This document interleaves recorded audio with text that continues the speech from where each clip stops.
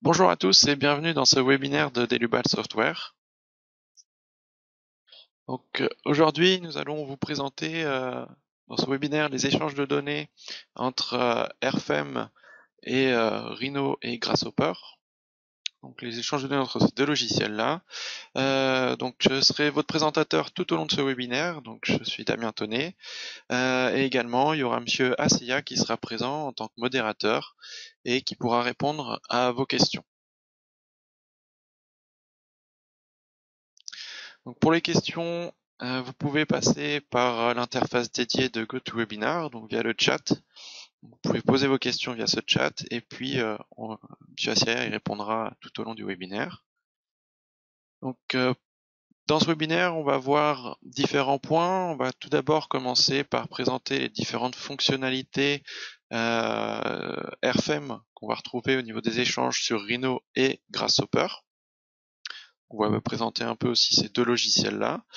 On verra tout au long de ce webinaire différents exemples. Donc tout d'abord un exemple d'échange entre Airfem et Rhino. On verra ensuite rapidement un petit exemple de programmation sur Grasshopper. Et puis ensuite on passera sur un exemple de génération de modèles sur Airfem via un programme Grasshopper. Donc au niveau de la première partie, donc au niveau de Rhinocéros, des échanges avec Rhinocéros. Donc tout d'abord, Rhinocéros ou Rhino, c'est un logiciel de CAO 3D qui est spécialisé donc dans la création de modèles simples ou complexes, notamment avec des outils bien spécifiques sur la création de lignes et de surfaces NURBS, donc des éléments avec beaucoup de courbes, ce qui permet justement de créer des modèles assez complexes sur Rhino. Donc là, comme on peut le voir ici, donc Rhinocéros, il est utilisé dans différents domaines. On peut l'utiliser dans le secteur de l'automobile, de l'aéronautique, dans la conception de mobilier, dans la conception et le design d'objets, ou bien encore au niveau de l'architecture. Donc vraiment, il y aura différents types d'utilisation possibles au niveau de cet outil-là. Au niveau de l'échange de Rhinocéros vers le logiciel de calcul Airfem, là-dessus, au niveau du fonctionnement, on a besoin d'avoir, ça passe par les API des deux logiciels. Donc là-dessus, on a besoin d'avoir les deux logiciels sur le même poste. Donc on va avoir Airfem et Rhino sur le même poste. Et lorsque vous allez faire un transfert, donc de Rhino vers Airfem, par défaut, l'API, l'échange va faire que les modèles sur Airfem seront écrasés. Donc ça, il faudra le savoir lorsque vous faites des exports. Chaque fois que vous faites un nouvel export de Rhino vers Airfem, le modèle Airfem est écrasé. Dans Airfem, au niveau de ce qui va être récupéré, et ce qu'on va pouvoir transférer de Rhino vers Airfem, ce sera les éléments de type ligne et les éléments de type surface. Au niveau des surfaces, quand on va récupérer ça sur Airfem, le type de rigidité qu'on va avoir, ce sera des surfaces de type nul. Donc sans épaisseur, des surfaces de type nul, avec une rigidité nulle. Quand on va faire le chemin inverse, donc faire un import de Airfem vers Rhino, cette fois-ci un import dans Rhino, on va récupérer également tout ce qui est ligne et surface, donc là les géométries, et ensuite là, en revanche, en comparaison avec le chemin Rhino Airfem, là on va pouvoir venir ajouter le modèle au modèle existant de Rhino. Donc là, ça n'écrase pas le modèle Rhino. Donc là, juste à côté, on a quelques exemples pour l'automobile, le mobilier. Ici, l'exemple que nous allons voir dans ce webinaire-là, il a une structure, un dôme géodésique. Et puis ici, vous retrouvez juste en dessous, si ça vous intéresse, de retrouver ces modèles-là, les références pour les sources des modèles. Donc, on va passer au niveau de Rhino. Donc là, le modèle du dôme. Donc ici on est sur Rhino, là on est sur le rendu visuel, on peut changer les modes de rendu, Donc là, si je passe en mode filaire ici, donc on voit à quoi ressemble l'élément, et si je passe en surfacique, voilà. Donc là, sur Rhino, on a des éléments surfaciques, et là, les éléments, les barres qui forment les poutres de la structure, ce sont également des volumes. Donc là, si je repasse ici, voilà, ici on retrouve des éléments. Donc tout ça, c'est des éléments surfaciques au niveau de Rhino. Je reviens ici, ok. Donc là, on a le modèle sur Rhino. On va vouloir faire ensuite l'export ou l'import. Là-dessus, d'office, vous avez l'export et l'import qui est présent dans la barre d'outils. Donc pour cela, oui, je vous l'ai pas dit, là-dessus, ces exports-là sont disponibles depuis la version de Rhino 6.20 et la version de RFM 5.21.02. Si vous avez des versions de Rhino ou de RFM qui sont antérieures à celle-ci, vous ne pourrez pas faire ces transferts-là. Par contre, toutes les nouvelles versions seront possibles. Donc je repasse sur Rhino ici. Donc là, effectivement, on a les liens d'export et d'import qui sont présents ici. Donc là, je vais juste mettre Rhino de côté. De l'autre côté, je vais mettre RFM. Voilà, là j'avais déjà ouvert une fenêtre RFM. Ici, donc là on retrouve l'interface du logiciel RFM avec ici la grille de nœuds du plan de travail. Et donc là, au niveau de Rhino, on va demander à faire le transfert du modèle. Donc là, si je clique directement sur Export, je vais transférer tout le modèle tel quel. Donc là, je peux demander à faire l'export. Là, on voit au niveau des commandes l'information comme quoi le transfert est en train d'être effectué. Et là, voilà, j'ai le message comme quoi l'export est fini, VRFM est fini. Et ici, je retrouve du coup mon modèle importé. Donc ici, si j'agrandis la fenêtre, hop, ici on retrouve bien des surfaces avec le code couleur ici en rouge, donc qui correspond à des surfaces nulles. Donc là, si je regarde les propriétés, j'ai bien des surfaces nulles, sans épaisseur, sans propriété. Ok. Et ensuite, si je regarde plus en détail au niveau de ce qui a été fait au niveau des barres, donc je peux passer peut-être en affichage filaire pour voir à travers. Et si je me mets à ce niveau-là, on peut voir ici que effectivement, ce qui compose les barres, les sections des barres, ce sont des éléments surfaciques. Donc là, par exemple, si j'affiche uniquement ces éléments-là,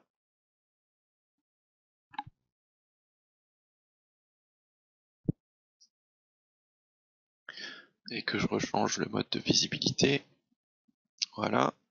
Ici, on voit bien que les éléments importés sont des éléments surfaciques au niveau des barres. Ok. Donc là, je reviens sur le mode d'affichage initial. Donc là, on a importé directement tout le modèle. Donc là, après, ce qu'il est possible de faire aussi au niveau de Rhinocéros, c'est par exemple, si je veux, je peux aussi demander à exporter uniquement ce que je sélectionne. Par exemple, je viens sélectionner sur Rhino juste ces éléments-là. Et voilà, je peux faire export. Donc là, ce qui va se passer, c'est que dans RFM, le modèle est écrasé. Et là, j'ai juste les objets que j'ai importés et qui étaient sélectionnés dans RFM. Voilà. Et l'autre possibilité au niveau de l'export sur Rhino, c'est sur Rhinoceros, je sélectionne par exemple, hop, je viens sélectionner par exemple certains éléments ici. Ces éléments-là, je vais demander à les masquer. Donc là, au niveau de la visibilité, hop, je vais cacher les objets sélectionnés. Ok. Hop. Voilà. Donc là, j'ai que ça. Et ici, je peux demander maintenant à faire l'export. Donc là, les objets qui sont masqués ne vont pas être exportés. Donc là, voilà, je récupère au niveau de RFM la même chose que ce que j'ai ici à ce niveau-là.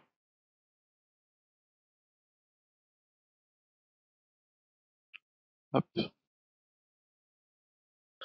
là, on a bien exactement les mêmes données. Là, je peux annuler le mode de visibilité. Voilà. Donc une fois que vous avez exporté ce qui vous intéresse de Rhino dans RFM, là vous pouvez du coup à partir de ce que vous avez récupéré, retravailler le modèle et poursuivre et créer le modèle pour la partie étude. Donc là ça vous dégrossit quand même une grande partie de modélisation. Donc là on va pas retravailler ce modèle là, c'est pas l'objectif de ce webinaire, on va directement, je vais vous montrer le modèle de cette structure qui est déjà retravaillé sur RFM. Donc là, ici, on a, je peux masquer cette partie-là. Ici, on a donc le modèle du dôme. On a créé les sections. Donc là, on a créé des sections composées. Et ici, on a défini des surfaces de type vert. Et qu'on est venu définir les paramètres dans le module RF Glass pour le vitrage. Donc là, on a une épaisseur de vitrage de 16,4 mm. Ok. Et derrière, donc là, le modèle ici, une fois qu'on a fait ça, on peut le lancer au calcul. Hein, ce modèle-là, vous pouvez le charger, effectuer le calcul du modèle. Donc si je regarde juste là, hop, on va le passer en rang. Les déformations. Donc là, c'est avec la charge qui a été appliquée dessus.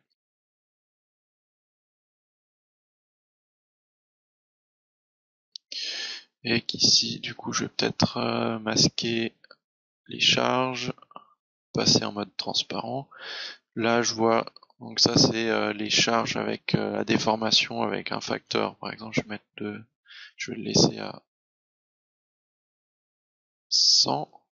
Ok. Là, ça me permet de voir ça. Je peux aller après dans les affichages, dans les visibilités et venir afficher que les poutres, par exemple. Donc là, j'ai les déformations des poutres. Donc derrière, vous pouvez continuer l'étude comme vous le souhaitez. Afficher les efforts. Donc voilà. Donc là après vous pouvez continuer l'étude au niveau de RFM. Et si par hasard vous souhaitez du coup refaire le chemin inverse, donc transférer de RFM vers Rhino, c'est toujours possible. Donc là on va juste remettre le mode, annuler la mode de visibilité, et puis on va se remettre en élément solide. Ok. Donc là comme on va venir rajouter des données à Rhino pour pas que ça se superpose sur le modèle existant, je vais juste venir décaler un peu ce modèle-là, ici par exemple. Et là, je peux directement faire l'import. Et donc là, ça m'a importé le modèle qui avait été fait sur RFM, qui a été corrigé sur RFM. Donc voilà. Donc ça sera tout sur ces échanges entre Rhino et RFM. Et on va pouvoir passer à la partie sur Grasshopper.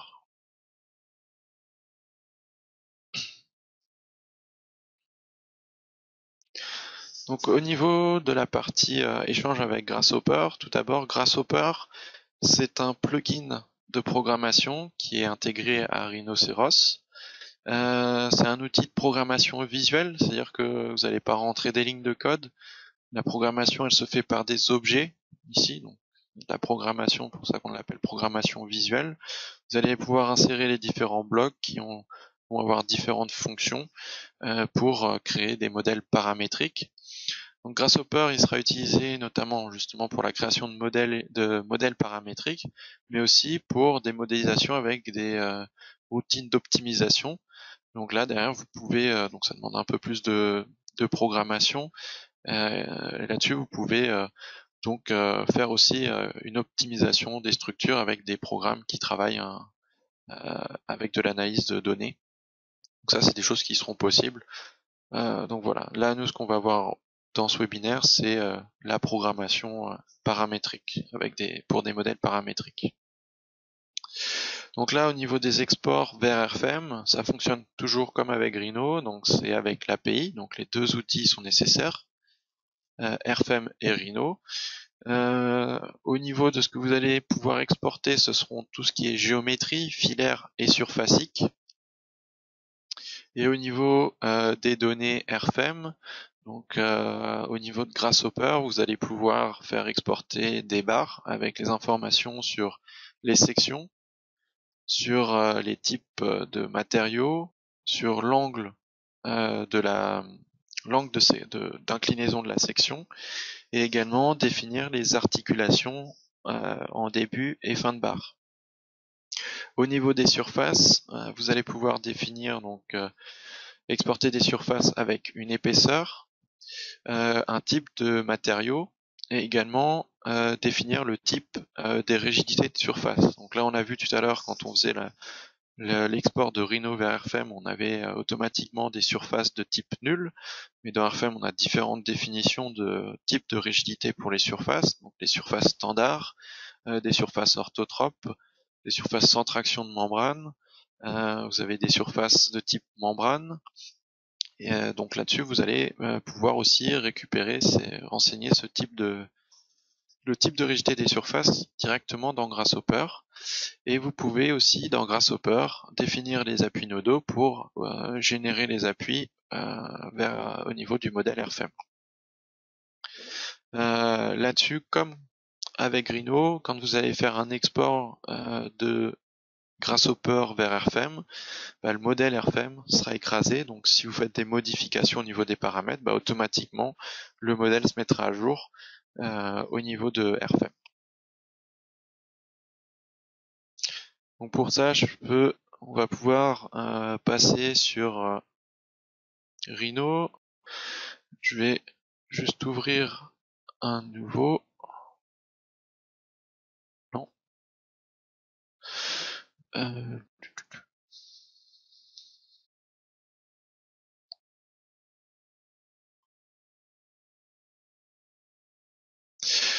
Ok. Et juste chercher.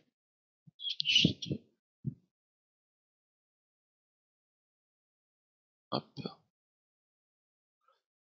Hop. Alors, au niveau. Hop.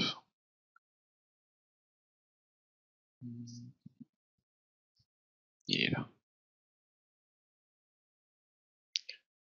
Ok. Voilà.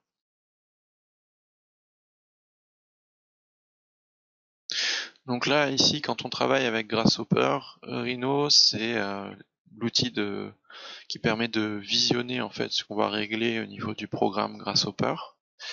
Donc là, je vais ouvrir Grasshopper. J'ouvre à côté. Et ici, on va pouvoir donc venir définir le programme. Donc au niveau de Grasshopper, vous avez différents outils que vous pouvez appeler pour créer votre programme.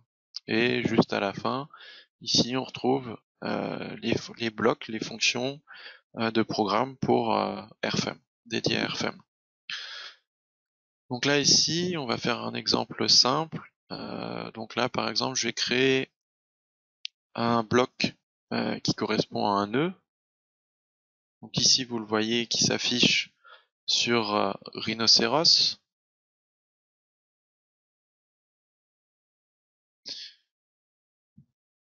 Et ensuite, cet élément-là, je peux venir le dupliquer. Je fais CTRL-C, CTRL-V.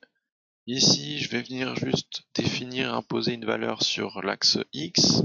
sur la coordonnée X. Donc là, ici, je vais mettre par exemple 2.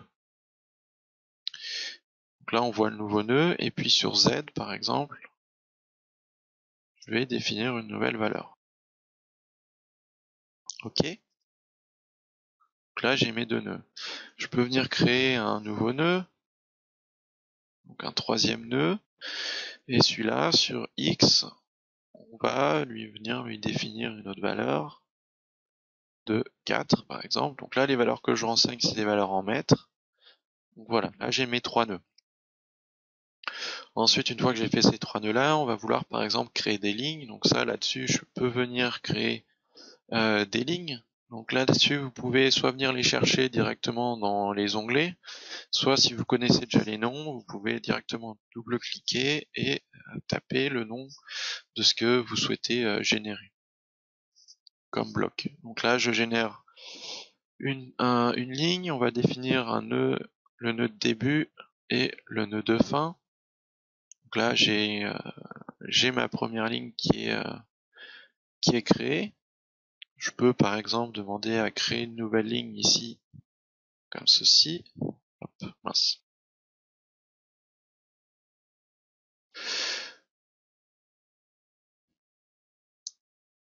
De là à là. Donc là, ici, il faudrait... Hop. Ici, on va juste faire ça et ça, par exemple. Donc là, ça permet de créer les deux lignes. Ou bien là, dans notre cas, on veut faire une courbe. Donc là, je peux directement venir appeler la fonction qui m'intéresse.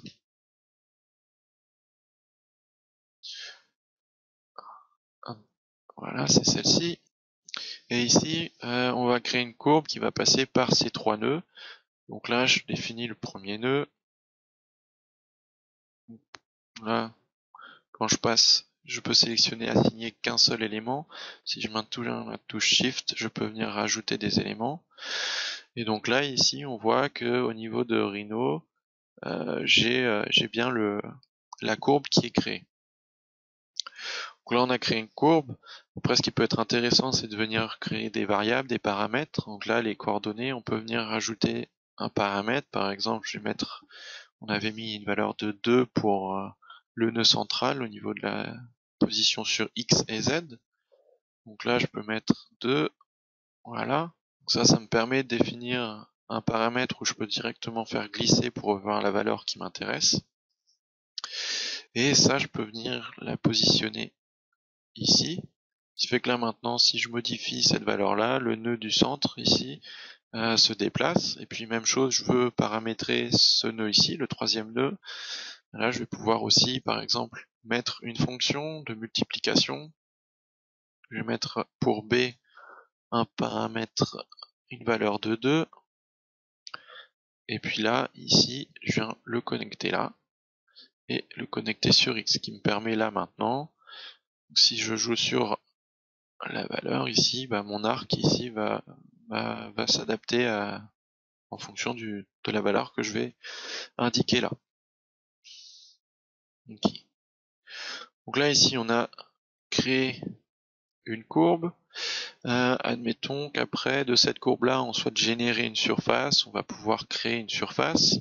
Donc là-dessus vous allez pouvoir venir et nous on va venir extruder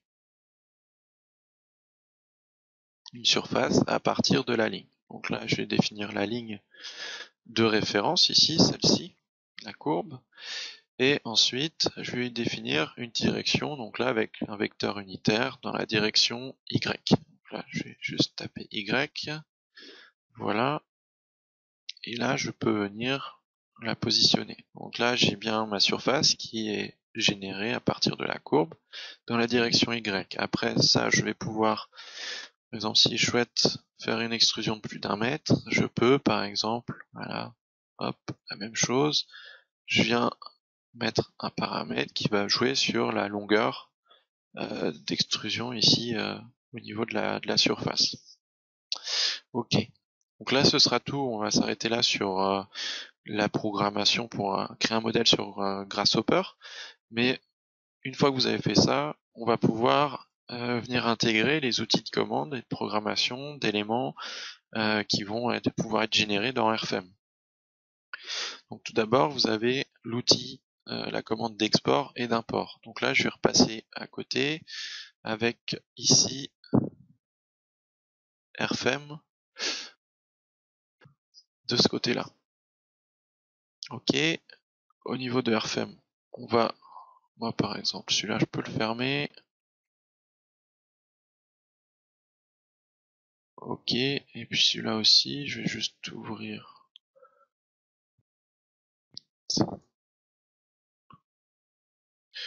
Est-ce qu'il est là? Hop.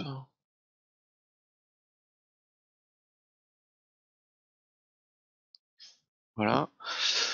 Donc là, j'ouvre un modèle, un nouveau modèle. Et ici, par exemple, on va pouvoir exporter la géométrie de la courbe qu'on a on a créé sur Grasshopper. Donc là, je peux par exemple exporter la courbe. Donc là, c'est ce que j'ai ici, avec les nœuds de construction qui sont eux liés à RFEM pour la modélisation de la courbe. Mais là, vous avez bien la courbe qui a été créée. Et si je reviens, hop, ici et que je viens modifier ce paramètre-là, bah du coup, mon modèle RFEM aussi se met à jour. Ok. Et même chose au niveau de la surface. Ici, donc là, j'ai créé la surface générée dans Grasshopper. Donc là, j'ai aucune propriété, elle est nulle. On n'a encore rien défini. Et là, pareil, je vais pouvoir jouer sur les paramètres de longueur pour la créer, pour la générer dans RFEM. Ok.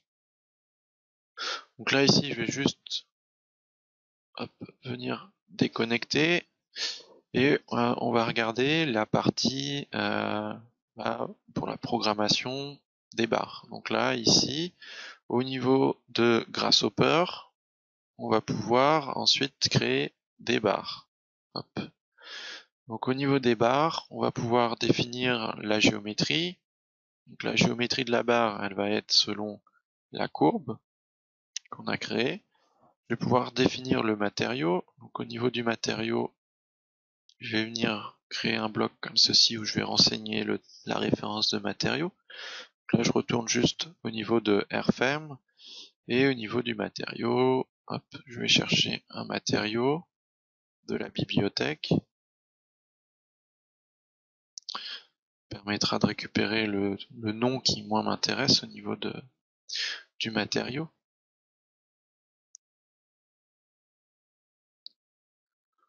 Donc là, je retrouve la bibliothèque de matériaux avec les propriétés du matériau. Ok. Et là, je vais juste venir récupérer le nom. Donc, je viens double-cliquer dessus, CTRL-C, et je reviens dans Grasshopper. Et au niveau de Grasshopper, je colle le matériau. Ok. Et ensuite, je viens le connecter au niveau du bloc pour la barre. Je vais créer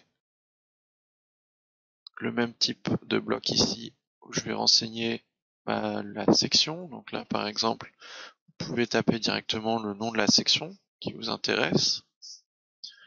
Et donc là, je viens aussi le connecter ici. Je peux déplacer les blocs. Ici, on peut définir l'angle de rotation. Donc là, de la même façon, je peux mettre par exemple 90 degrés. Ici, je peux venir régler aussi les paramètres de cette partie-là. Donc de 0 par exemple à 180 degrés. Là, ça me permet de gérer les valeurs, l'intervalle de valeurs que je souhaite avoir de disponible au niveau du réglage. Et ici, ça, je peux le connecter ici. Juste avant de le connecter, ici, je suis en degrés. Ici, ce qui est récupéré, c'est des radians. Donc, je vais juste venir mettre un outil de conversion. Hop. De degrés en radians. au niveau de la partie rotation de la section de la barre. Et ensuite ici on a les articulations de barre. Donc là ici je peux retourner sur les blocs RFEM et récupérer le bloc pour les articulations. On va définir le même type d'articulation en début et en fin de barre. Si vous souhaitez savoir comment on programme ou avoir des informations sur les blocs, quand vous passez sur les références des blocs en haut dans la barre d'outils de Grasshopper, vous avez juste en dessous les instructions. Donc -1 pour rigide, 0 pour libre, ou après vous pouvez directement renseigner une valeur, une raideur, et là dans ce cas-là ce sera des newtons par mètre, ou bien si c'est des raideurs pour des ressorts en rotation, ce sera des newtons mètres par radian qui seront renseignés. Même chose pour les appuis, et voilà, pour trouver les instructions, les informations par rapport aux différents éléments. Donc là on va juste venir libérer la rotation sur phi x, phi y et phi z. Donc là je vais créer un nouveau bloc, et là-dessus par exemple donc soit je renseigne une valeur, soit moi si je veux directement faire juste -1 ou 0. Donc là je vais directement régler ce que je souhaite. Ok, donc soit c'est 0, soit c'est -1. Et ici, je viens juste connecter cet élément-là au niveau de phi y, phi z. Ok, là si je repasse au niveau de RFEM et que je viens connecter ce bloc ici, ici on voit que ça m'a généré la barre. Donc là j'ai bien un IPE de 300. Ici j'ai bien les articulations comme elles ont été réglées sur Grasshopper. Donc si vous regardez, on peut le contrôler. Ici c'est bien les degrés en rotation autour de Y et Z local qui sont débloqués. Et au niveau de matériaux, j'ai bien du coup le matériau ici qui était celui qu'on est allé chercher tout à l'heure et qu'on a renseigné à ce niveau-là. Ok. Et donc là, si je viens modifier l'angle de rotation ici et que je regarde ma section ici, on voit que effectivement elle a bien tourné. Donc là-dessus, vous pouvez régler aussi l'angle de rotation. Là, je le remets à 0. Ok. Je repasse sur Grasshopper. Et là, on va définir le réglage, par exemple, pour une surface. Donc là, on va venir mettre le bloc qui permet de créer une surface. Ici, je vais renseigner la géométrie de référence de la surface. Donc ça va correspondre à la surface qu'on a extrudée, qu'on a eu par extrusion juste avant sur Rhino. Ici, le matériel. Donc le matériau, on va récupérer le matériau qu'on a défini juste au-dessus pour la barre. Et ensuite l'épaisseur, donc là je vais pouvoir venir renseigner l'épaisseur. Donc là je suis en mètres au niveau de ce que je renseigne comme valeur. Donc là je viens la connecter ici. Et ensuite ici j'ai le type de rigidité. Je vous disais qu'on pouvait venir définir le type de rigidité de la surface qu'on souhaitait importer. Donc là, ici, pour récupérer le choix des modèles ou des types de rigidité, on va juste pouvoir aller chercher une value list ici et on va venir la connecter. Donc ça me propose maintenant les différentes options qui sont liées à ce critère-là du bloc surface. Et donc ici, je peux venir sélectionner le type de rigidité qui m'intéresse. Donc là, je vais prendre le type standard ici. Et donc une fois qu'on a créé les paramètres sur la partie surface, on va pouvoir aussi l'exporter sur RFEM. Donc là, je reviens ici et je viens connecter la surface. Donc là, j'ai pas maintenu la touche Shift, donc la barre est partie. Et là, donc j'ai bien que la surface de connecter. Si je vérifie, j'ai bien ici la référence de type de rigidité de type standard, le matériau, l'épaisseur de 5 mm qui sont récupérés. Et toujours, là, si je viens modifier les paramètres d'entrée, ici, ou dire modifier la longueur, tout ça se réajuste automatiquement en fonction de ce que je vais régler au niveau du programme.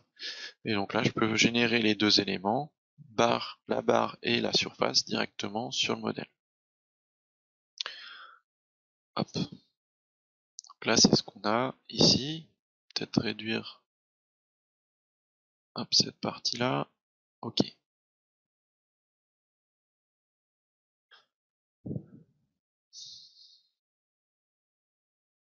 Voilà au niveau de ce qu'on a récupéré là, au niveau de la barre et de la surface, qui va changer de façon dynamique en fonction des réglages qu'on va effectuer sur Grasshopper.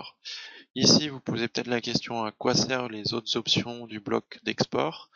Donc là, on a une option sur les unités. Donc là, pareil, je peux venir chercher une value list et ça va me permettre de préciser en quelle unité est programmé mon modèle Grasshopper. Donc si je mets aucune ici, j'ai aucune référence, c'est sans unité, donc il peut pas me créer de modèle. Et là, si je repars sur, par exemple, du centimètre ou des mètres, ici, je régénère le modèle avec les bonnes unités. Pareil, donc là vous avez différentes options sur les unités. Et sur la partie tolérance, là-dessus, vous avez la plupart du temps, vous n'aurez pas besoin d'y toucher. C'est quand vous avez des nœuds très proches. Donc là-dessus, ici, généralement, il n'y aura pas forcément besoin de toucher sur la tolérance. Donc voilà pour cet exemple simple sur Grasshopper. Je peux vous montrer maintenant un peu plus sur un exemple un peu plus concret de modèle avec. Donc là, je peux fermer Grasshopper. Et ici, on va ouvrir un autre modèle. Hop. Donc là, au niveau de Rhino, ce qu'on a fait, c'est que on a uniquement tracé une ligne au niveau de Rhino, une courbe. Et à partir de cette courbe-là, on a créé un programme sur Grasshopper pour générer une structure. Donc là, par exemple, une structure d'abribus. Donc, hop, je vais ouvrir Grasshopper. Et ici, on va aller chercher le programme. Voilà. Donc ici, voilà à quoi ressemble le code qui a été fait sur Grasshopper. Donc ici, au niveau des entrées, on va avoir différentes entrées. Au niveau du programme, à partir de la courbe initiale qui a été ici, donc il récupère la courbe avec cette fonction-là. Ensuite, ici, on va gérer différents paramètres de la structure qu'on génère.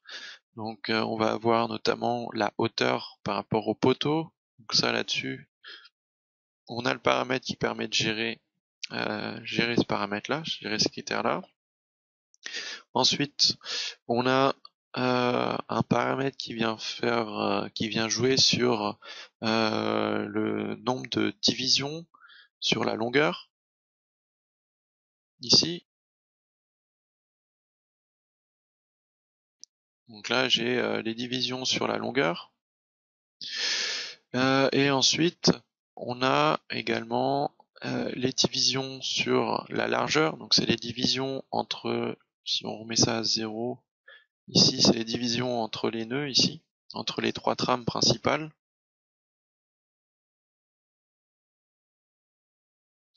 Donc ça là-dessus, on peut jouer sur les différents critères.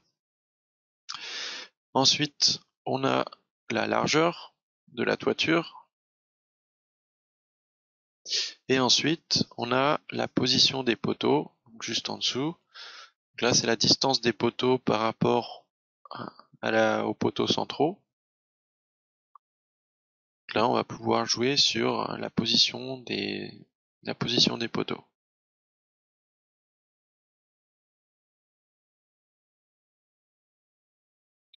Ok.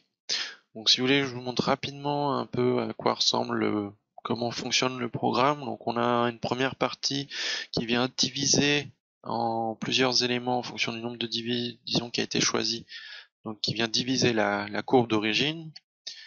Ensuite, on a un élément qui vient créer ici, segmenter la courbe. Ensuite, en parallèle ici, on a les informations sur le nombre de fois qu'on va translater les nœuds. Et ici, on a la grille de nœuds de la toiture qui est générée en fonction des paramètres qui ont été réglés.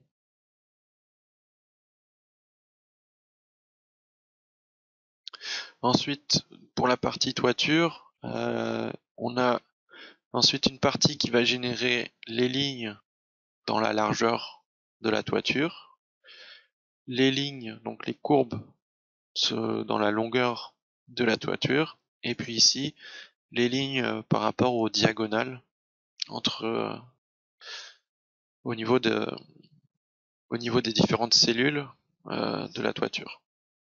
Ok. Ensuite, sur la partie poteau, ici on a les différentes formules qui permettent de positionner les nœuds initiaux par rapport au poteau. Là, si on regarde les nœuds initiaux, ils correspondent pas forcément à ce qui est tracé. Par exemple, là, ici, le nœud initial est positionné ici.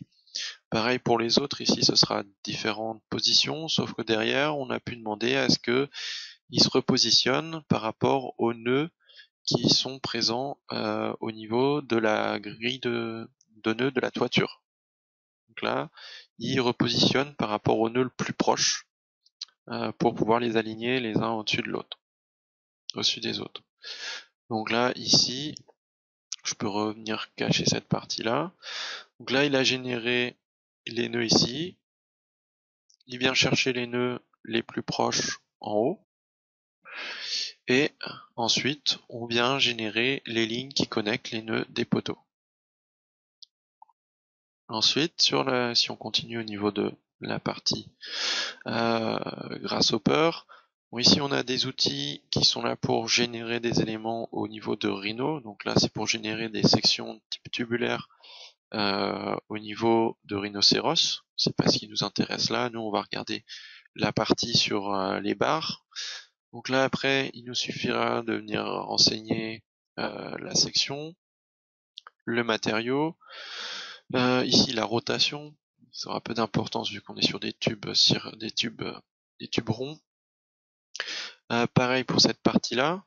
Et si on vient regarder une partie le dernier type de bloc qu'on n'a pas regardé tout à l'heure, c'était pour les appuis nodaux. Donc là, on peut venir de la même façon, venir régler. Donc là, on a joué avec les critères -1, 0. Et là, maintenant, il va suffire juste de venir tout reconnecter au bloc d'export.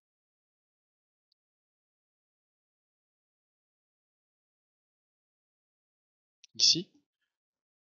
Donc là, le modèle n'était pas tout à fait au niveau de l'origine dans Rhinocéros. Donc là, il est redécalé ici. Et ici, j'ai le modèle qui est créé par rapport au réglage. Donc je retrouve bien mes tubes.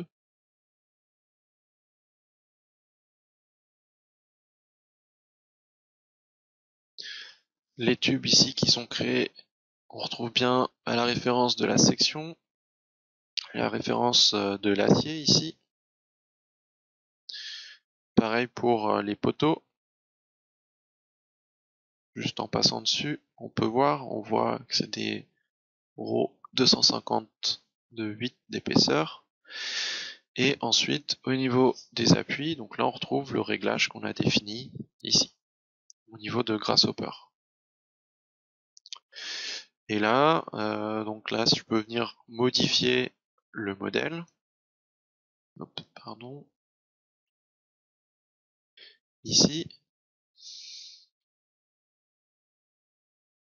Si par exemple, je viens modifier, par exemple, la longueur des poteaux, là, ils viennent de se mettre à jour. Ou si je viens changer le nombre de divisions sur la longueur, ou sur la largeur, ou bien hop, ici, ou bien la largeur de la structure derrière, ça va changer de façon automatique par rapport au réglage.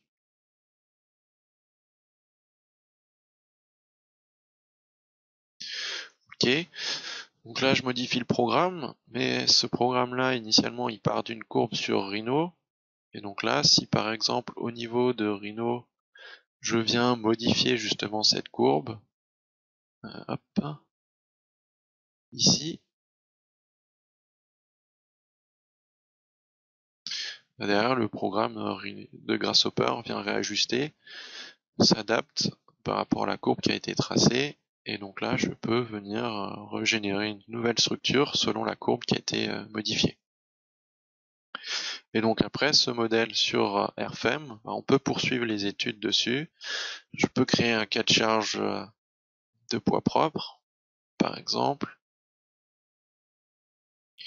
et puis poursuivre. Donc là je vais juste lancer le calcul, mais derrière on peut du coup concevoir un modèle directement via Grasshopper pour le générer au niveau de RFEM et ensuite du coup faire l'étude de ce modèle paramétrique. Donc là j'ai la déformation avec du coup les courbes, les déformations, le filaire de déformation de la structure.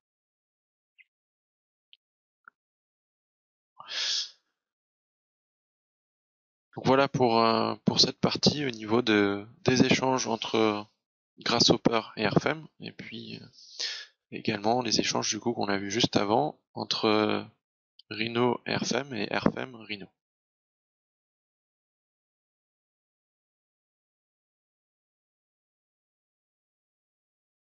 Donc ensuite, par rapport aux projets de fonctionnalités qui sont être développés ou bien d'autres idées qui pourront être par la suite développées. Donc ce qui va venir prochainement au niveau des fonctionnalités, ce sera notamment la possibilité au niveau de Grasshopper de définir des appuis linéiques qui pourront être assignés au niveau des surfaces, des lignes de contour de surface. Vous pourrez également par la suite effectuer des exports de Grasshopper vers RStab. Aujourd'hui, les exports sont uniquement de Grasshopper vers RFEM. Donc ça, ce sera prochainement, on pourra faire des échanges vers RStab également, au niveau de Grasshopper. Et par rapport à des idées de projets qui pourront être des projets de développement là-dessus, ce sera notamment, par exemple, au niveau des fonctions, pouvoir intégrer la rotation de l'axe de barre via un nœud auxiliaire. Ce sera possibilité de définir un nœud pour incliner l'axe de barre selon ce nœud-là. Vous aurez également, par exemple, une chose qui pourrait être utile, ce serait au niveau de Grasshopper, pouvoir créer directement les chargements dans Grasshopper pour les générer de façon automatique dans RFEM et du coup par la suite RStab.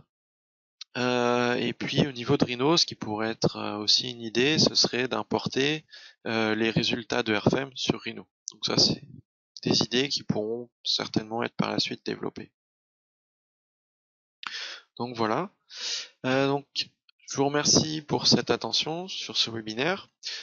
Si vous souhaitez plus d'informations sur les solutions de Delubal Software, n'hésitez pas à vous rendre sur notre site internet, donc sur delubal.fr. Vous pouvez également nous suivre sur les réseaux sociaux. Vous pouvez vous inscrire à nos newsletters. Vous serez informé de nos prochains événements, de nos prochains webinaires.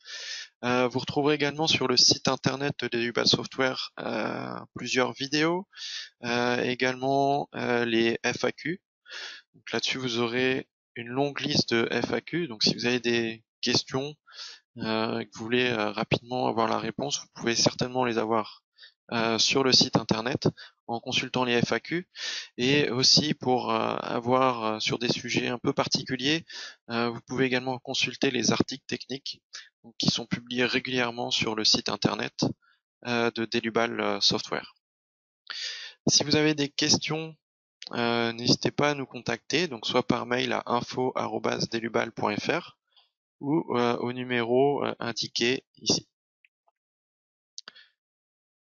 Et donc on pourra répondre à vos questions. N'hésitez pas. Donc je vous remercie pour votre attention et je vous dis à bientôt.